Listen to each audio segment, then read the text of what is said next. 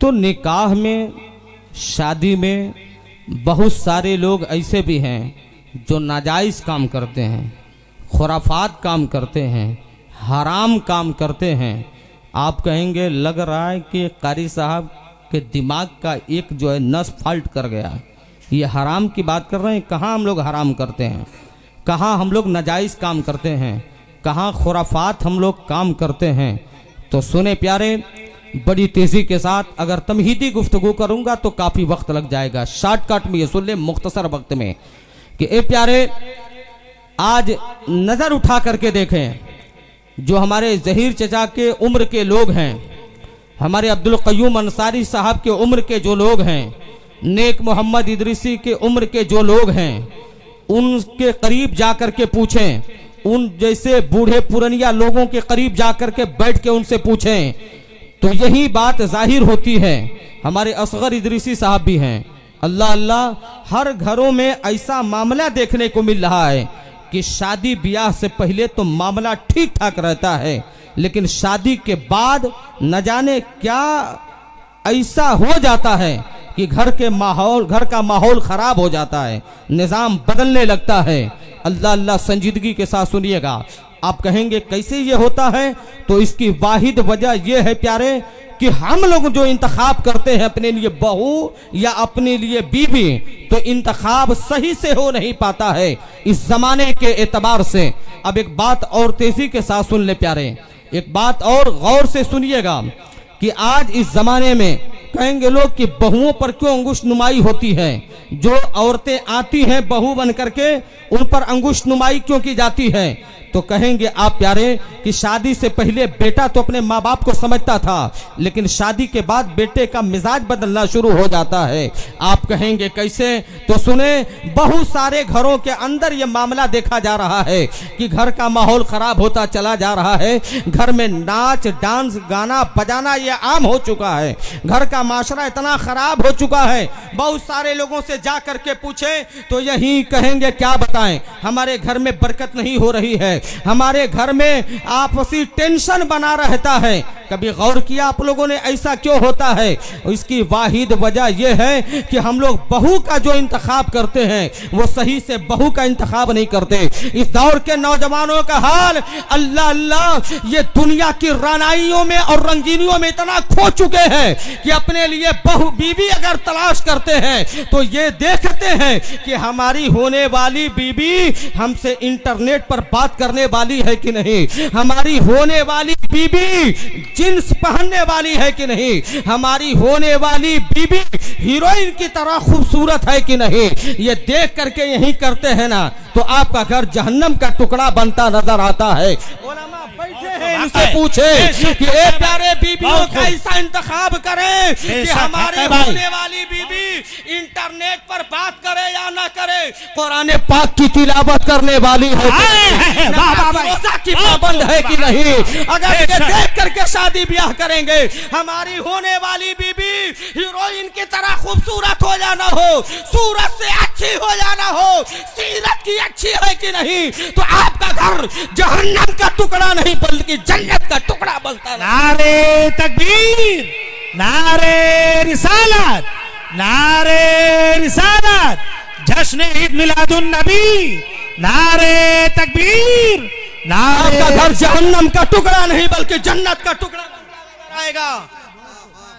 प्यारे सुने, आज बहुत सारे घरों में माँ बाप चले मौलाना गुलाम मुस्तफा के, सैयद आरिफ मियाँ के, मौलाना अनवर हुसैन साहब के, सूफी असगर साहब के हैं, कारी साहब के हैं, नेक बाबा के हैं, डॉक्टर इश्तियाक बाबा के हैं, अख्तर बाबा के हैं, चलो अमीर बाबा के हैं, चलो चलो फलाना बाबा के हैं, चलो चल के ताबीज ले लिया जाए। हमारा बेटा हमारी नहीं कर रहा है, कब्जे में नहीं है, हमारे अख्तियार में नहीं है, ताबीज लेने के लिए जाते हो प्यारे।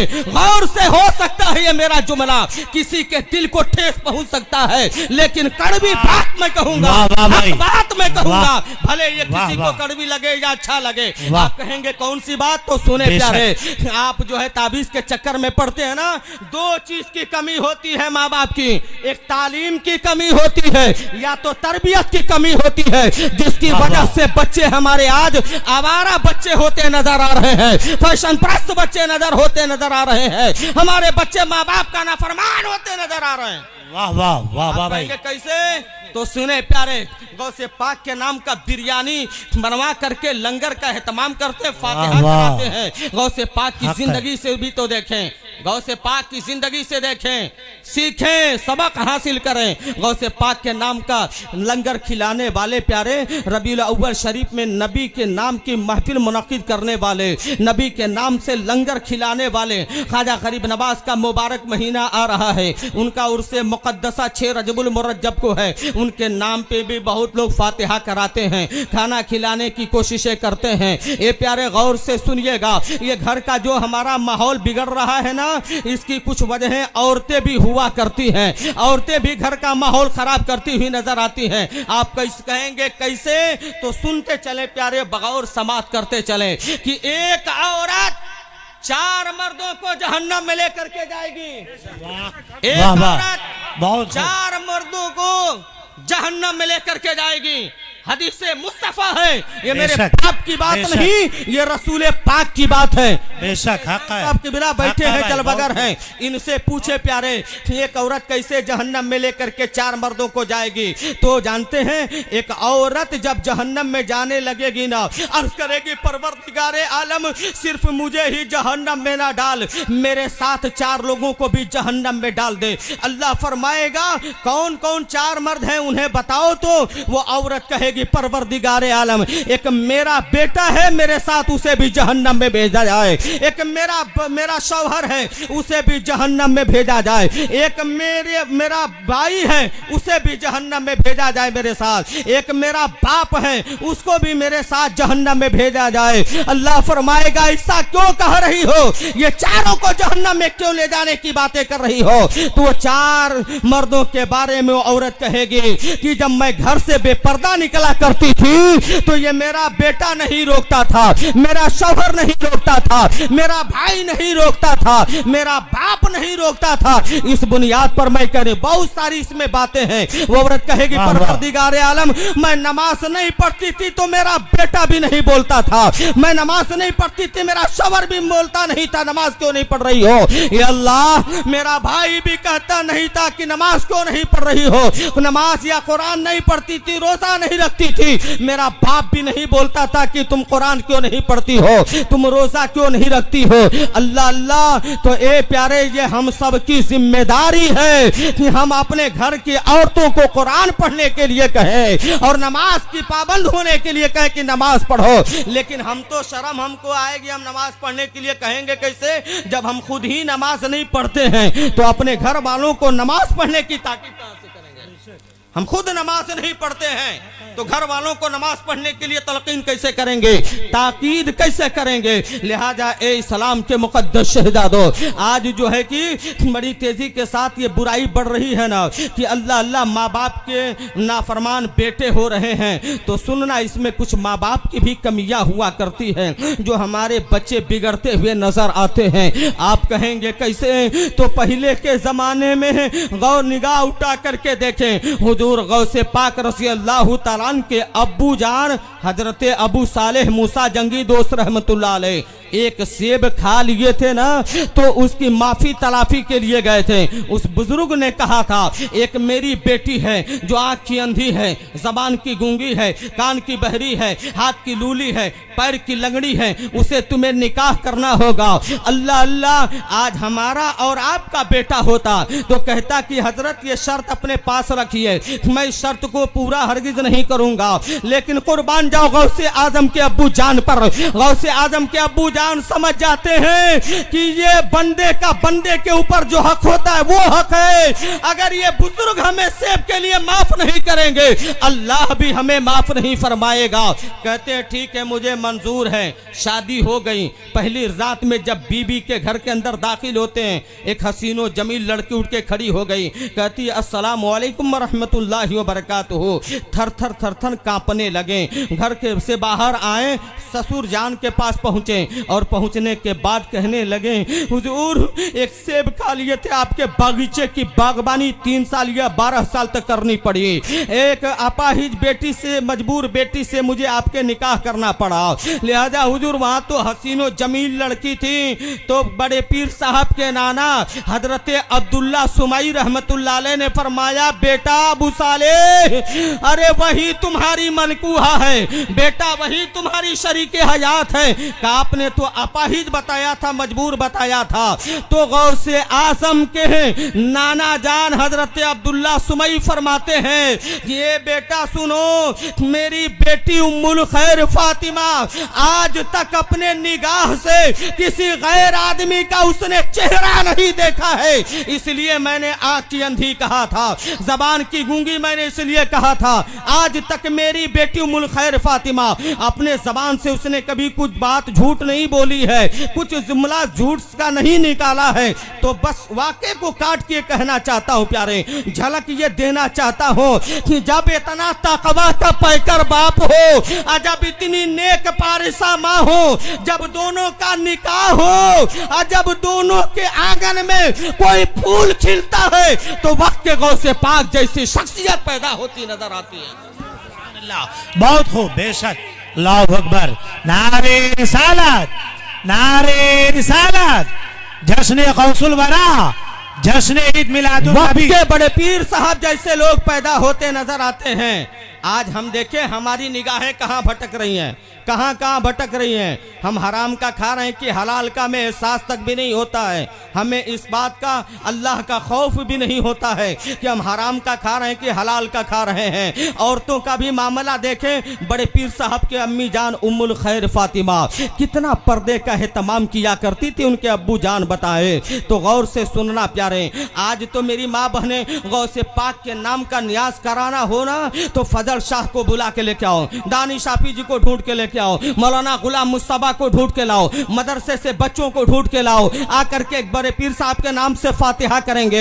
ए प्यारे मेरी माँ बहने हैं, गौसे पाक के नाम से फातिहा तो कराती हो, लेकिन गौसे आजम की अम्मी की जिंदगी को भी तो देखें। वो घर से बेपर्दा नहीं निकला करती थी, किसी गैर महरम का चेहरा नहीं देखा करती थी। आज मेरी माँ बहने कहती है ना कि मेरा बेटा आवारा हो गया है, तो तुम्हारी भी तो मेरी माँ बहने कुछ कमियां हैं जिसकी वजह से तुम्हारा बेटा आवारा हो गया है, नालायक हो गया है। घर से निकल रही हो ना, तो घर से निकल रही हो तो नजारा करते हुए निकलती है। कुछ मेरी माँ बहने गैर मर्दों के से निगाहें मिलाती नजर आती हैं, और बहुत कुछ औरतें इतनी हद से ज्यादा बढ़ गई हैं। अलावलपुर में ससुराल है, यहाँ से जब निकले तो निकाब पहन के निकली, आ गई ना चौराहे पर तो अपना निकाब जो है हटा देती हैं, गैर मर्दों से अपनी निगाहें मिलाती हैं, ठट्ठाबाजी रोड पर करती हैं, मुस्कुराते हुए चली जाती हैं। तो क्या हम बेगैरत, बेशरम, बेहया रहेंगे तो हमारे बच्चे पारिसा होंगे क्या, हमारे बच्चे नेक होंगे क्या? हरगिज नहीं हो सकते हैं। ए मेरी माँ बहने सुनो, फातिमतुज ज़हरा के नाम का कहानी सुनती हो, सैयदा फातिमतुज ज़हरा के नाम का 16 सैयदा का कहानी सुनती हो।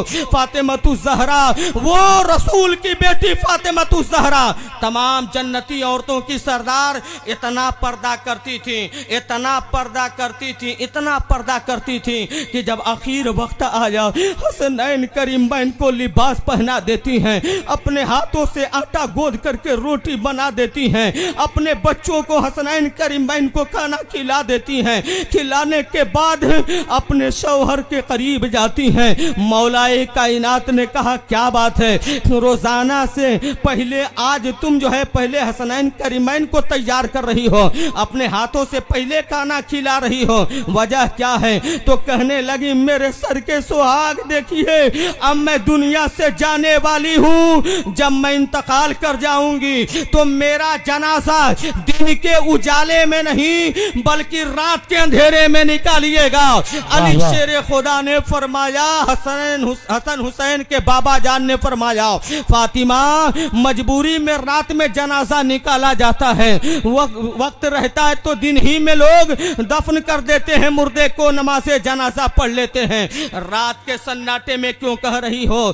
तो फातिमा ज़हरा कहने लगी, मेरी माँ बहने गौर से सुनना, फातिमा ज़हरा कहने लगी, मेरे सर के सुहाग, आज तक मेरा चेहरा किसी गैर आदमी ने नहीं देखा है, मेरे सर का बाल सूरज ने भी नहीं देखा है।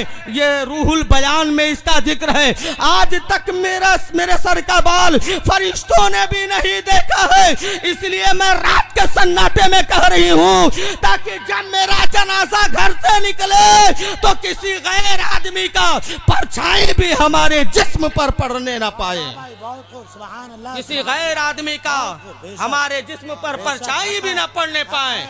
ये है फातिमा ज़हरा, जन्नती औरतों की सरदार, रसूल की बेटी।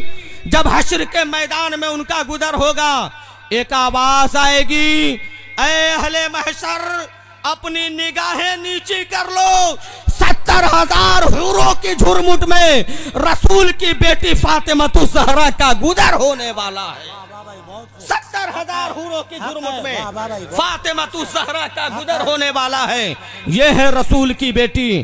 तो मेरी माँ बहने, सिर्फ नाम के मुसलमान बनने से फायदा नहीं।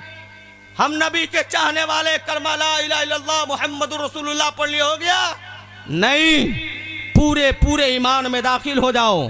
कुरान में रब का फरमान है, ईमान वालों पूरे ईमान में दाखिल हो जाओ। तो हम कितना पूरे ईमान में दाखिल हैं। आज प्यारे देखे, शादी का माहौल है, आज जो है कि लड़कियां आई होंगी, बहुत सारे लड़के भी ऐसे होंगे बेगैरत कि अपनी बहनों को नहीं देखते हैं। दूसरी बहनें अगर आ जाती है ना, तो अल्लाह अल्लाह उनसे ललचाई हुई निगाह से देखते हैं, मोबाइल नंबर भी मांग लेते हैं, बातें करना शुरू कर देते हैं। कितनी शर्म की बात है। दाढ़ी वाले पहुंच जाए तो उनसे पर्दा, सफा चट पहुंचे तो कोई पर्दा नहीं है। मेरी माँ बहनें पर्दा करो। आज की मेरी माँ बहनों का हाल, शौहर अगर सुबह को निकले मजदूरी करने के लिए, शाम को घर में जब आए ना, तो लगता कई दिन से खाना नहीं खाई है, सर को झुका लेती है। लेकिन शादी में जाना हो, इतना जबरदस्त मेकअप करके जाएगी, समझ जाएंगे फला की ये बीबी आई हुई है। और शौहर के सामने जाए तो इतना गंदगी के साथ जाती हैं, कहीं मेरा शौहर मानता नहीं। मानेगा कैसे? गंदे होकर के जाओगी शौहर के पास, शादी ब्याह में जाओगी तो फैशन करती हुई नजर आओगी। लिहाजा ए मेरी माँ बहनों, आप जो है कि ये करो कि आप जो है बेपर्दा घर से न निकला करो, पर्दगी के साथ घर से न निकला करो। एक मिजाज बना लो, एक माहौल बना लो कि हम घर से निकलेंगे तो बेपर्दा नहीं निकलेंगे। जानते हो मेरी माँ बहनें, तरबियत अपने बच्चे की कैसे करें? तरबियत देखनी है तो गौसे आजम को देख लें कि उनके अम्मी जान ने कैसे तरबियत किया था। रसूल की बेटी फातिमा ज़हरा ने हसनैन करीमैन की तरबियत कैसे की थी। एक और बातें समाप्त कर ले प्यारे मेरी माँ बहनें, जो गैर मर्दों की तरफ निगाह उठा के देखती हो ना, गौर से समाप्त करना। नबी की बीबी, मुसलमानों की माँ उम्मुल मोमिनीन हजरत आयशा सिद्दीका रज़ी अल्लाह तआला अन्हा है। एक सहाबी रसूल, आंखों से अंधे थे, नाबीना थे, चले आ रहे हैं। नबी ने फरमाया, आयशा पर्दा करो। मेरे सर के सुहाग, या रसूल अल्लाह मैं किससे पर्दा करूं? का देख नहीं रहे सहाबी आए, इनसे पर्दा करो। तो ये तो अंधे हैं। आयशा सिद्दीका ने कहा, मुसलमानों की मां ने कहा, या रसूल अल्लाह ये तो सहाबी अंधे हैं। नबी ने फरमाया, आयशा तुम तो अंधी नहीं हो, 2 मिनट और समाप्त कर लें, तुम तो अंधी नहीं हो। लिहाजा ए मेरी माँ बहनें, आप जब भी अपने बच्चे की तरबियत किया करें तो आप मेरी माँ बहनें गयासुद्दीन का एक जुमला अपने कंप्यूटर में लोड कर लो मेरी माँ बहनें, कि जब भी अपने लाल की परवरिश करो ना, तो जब भी दूध पिलाने की जरूरत पड़े तो दरूद पढ़ करके दूध पिलाया करो, सुबहान अल्लाह पढ़ करके दूध पिलाया करो। आप कहेंगे कि ये बातें बहुत बहुत लंबी चौड़ी हो रही है, लेकिन सुनिएगा, हकीकत है प्यारे, जैसे हम जो है अपने बच्चों की तरबियत करेंगे वैसे बच्चे हमारे साथ पेश आएंगे, वैसे ही बच्चे हमारे साथ अपने सलूक करेंगे। ये मेरी माँ बहने गौर से सुनना, आज जो है बच्चे को जब टाइम पास कराना होता है ना, जब जो है कि दूध पिलाने की जरूरत आती है ना, तो निगाहों के सामने टीवी चालू हो जाता है, मोबाइल में गाना चालू हो जाता है और अपने बच्चों को दूध पिलाती नजर आती हो, तो इसका रिएक्शन कितना खतरनाक होता है। बाद में वही दर दर भटकती हो दुआ ताबीज के लिए। अरे देखें,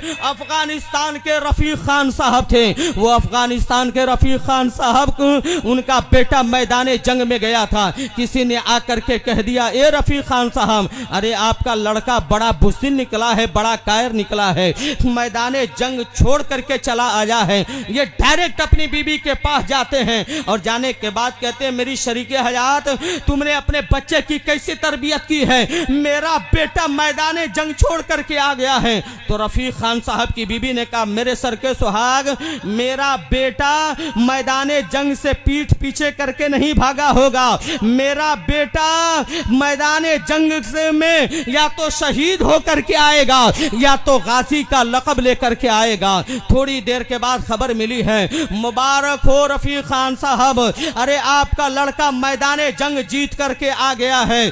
तब जो है कहते हैं, मेरी बीबी तुम किस यकीन के साथ कह रही थी? तो रफीक खान साहब की बीबी कहने लगी कि मेरे सर के सुहाग, जब भी मैंने अपने बच्चे को दूध पिलाया है तो दरूद पढ़ पढ़ करके मैंने दूध पिलाया है, कुरान पढ़ पढ़ करके मैंने दूध पिलाया है। इस बुनियाद पर मैं कह रही थी, मेरा बेटा या तो शहीद का लक़ब लेकर के आएगा या तो गाजी का लक़ब लेकर के आएगा। वाह वाह, या तो शहीद का लक़ब, हक है, या तो गाजी का लक़ब लेकर के आएगा। प्यारे, वक्त बहुत कम है, उलमा शोरा को आप समाअत करें। वक्त रहता तो और बयान करता, लेकिन बहुत सारे हमारे उलमा कराम और शोराइज़ाम तशरीफ़ लाए हुए हैं। बस एक बात ये अर्ज कर देना चाहता हूँ प्यारे, शादी ब्याह में फजूल खर्ची से परहेज़ किया करें, इसी में हमारी भलाई है। मेरी माँ बहनें, तरबियत का ख्याल करें, अपने बच्चे को कैसे तरबियत करना है। हमेशा जब खुद आप कुरान पढ़ेंगे, नमाज की पाबंद हो जाएंगे, तो आपका छोटा बच्चा देख करके नमाज का पाबंद हो जाएगा, कुरान पाक की तिलावत करने वाला हो जाएगा। अल्लाह की बारगाह में दुआ है, मौला जो भी कुछ बोलने में गलतियां हुई, अल्लाह अपने हबीब के सदक़े में से माफ़ फरमा दे। इस तकरीर पर या अल्लाह सबसे पहले मुझको, बाद में तमाम लोगों को अमल करने की तौफीक अता फरमा। आमीन। व आखिर दवानी अल्हम्दुलिल्लाहि रब्बिल आलमीन। अस्सलामु अलैकुम व रहमतुल्लाहि।